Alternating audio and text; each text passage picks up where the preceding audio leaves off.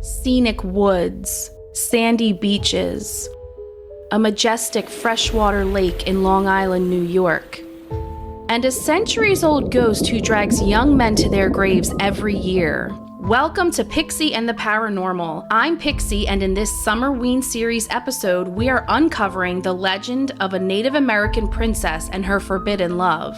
If you enjoy ancient lore, deep dives, and all things spooky, subscribe, like, and comment so we can keep in touch.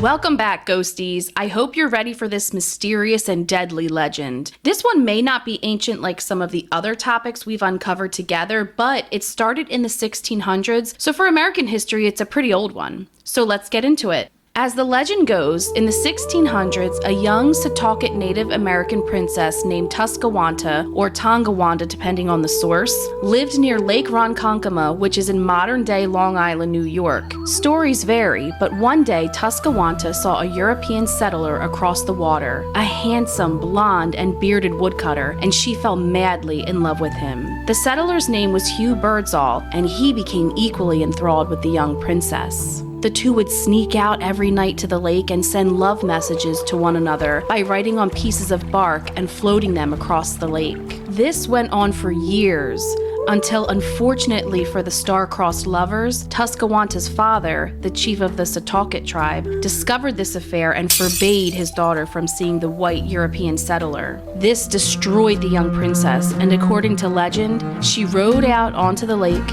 and stabbed herself in the heart. The legend doesn't end there, though. In fact, that is just the beginning. According to Lake Ronkonkoma locals, every year the ghost of the princess, referred to as the Lady of the Lake, pulls one young man to her watery grave in hope to replace her lost lover. And quite possibly the strangest part of this story, drowning statistics on that lake back up the legend. There have been at least 166 drownings on Lake Ronkonkoma between the mid-1800s to present day, with many of the bodies never being recovered.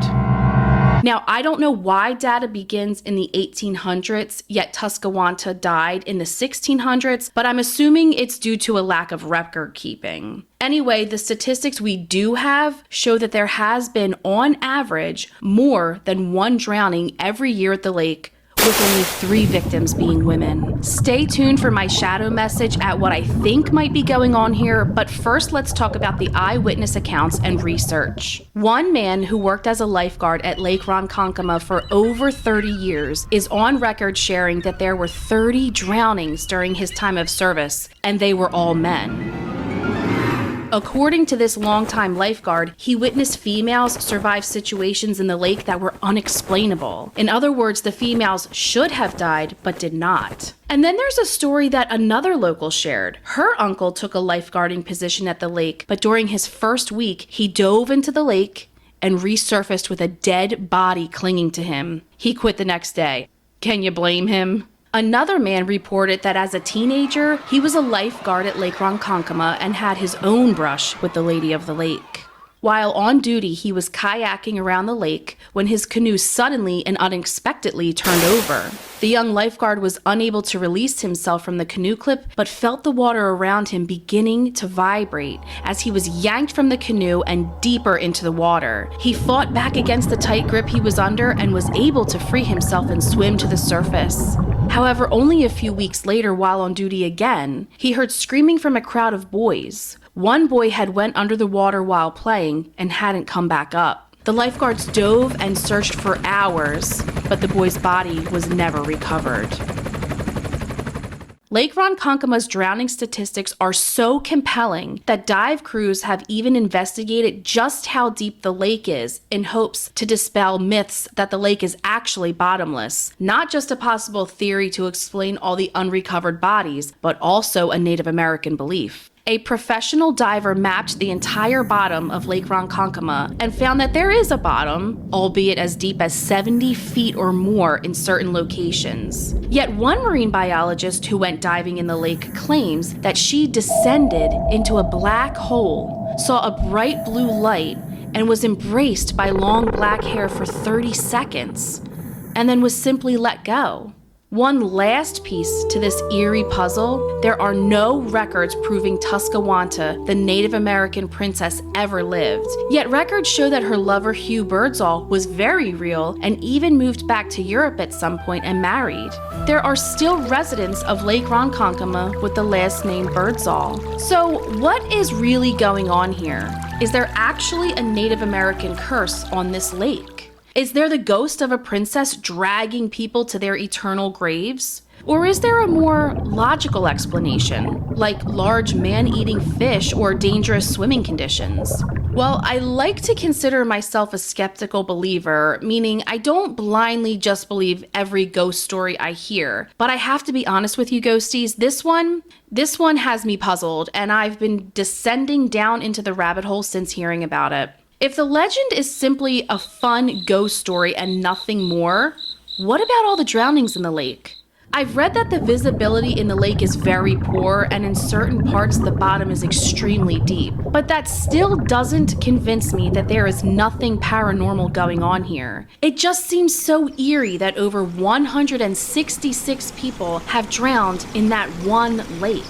And what about the records proving that Hugh Birdsall was very real and not just a made-up Romeo to a fake Juliet? There's also the marine biologist's account of slipping into a black hole and being held there before being released. I would like to think of a marine biologist as having a very grounded and factual view of the water and not as inclined to make up a story like that. Yet I find myself struggling to totally believe that Tuskawanta would drag men to their deaths because her lover was taken from her. She wasn't vengeful, she was heartbroken. I would be more inclined to believe this legend if men encountered the princess's ghosts as she searched for her lover. But again, what do we make of all these male drownings? Fish or underwater creatures must be the answer, right? Well, I looked into the known wildlife in the lake, and none of the species are capable of taking down human beings. Unless maybe it was a siren. I know sirens are on my mind because of my last episode, which I will link for you, but could it be? Why do we see males drowning, yet females seem to be safe in the lake? Could it be possible that Tuskawanta is actively keeping the females in the lake safe from harm? I find that aspect of the eyewitness accounts very interesting. Men sadly drown frequently, but women seem to be helped by something paranormal. Is there some sort of unknown species inhabiting Lake Ronkonkoma? And could it be responsible for all the male drownings, like sirens? It doesn't seem all that unlikely, does it? If it's possible that a Native American princess haunts a lake for hundreds of years, then it is also possible there may be sirens in the water. And with the Lady of the Lake, we are finishing this Summerween series. What has haunted you most about this particular legend? Let me know in the comments so I can share my thoughts with you. And make sure you subscribe because I have lots of new things in the works, and the one I'm most excited about is my new series called Dark Goddesses and Dangerous Myths, where we uncover the power buried in stories meant to scare us. So subscribe, hit the bell, and leave me a comment letting me know which goddess you are interested in learning more about. Happy Summerween, ghosties!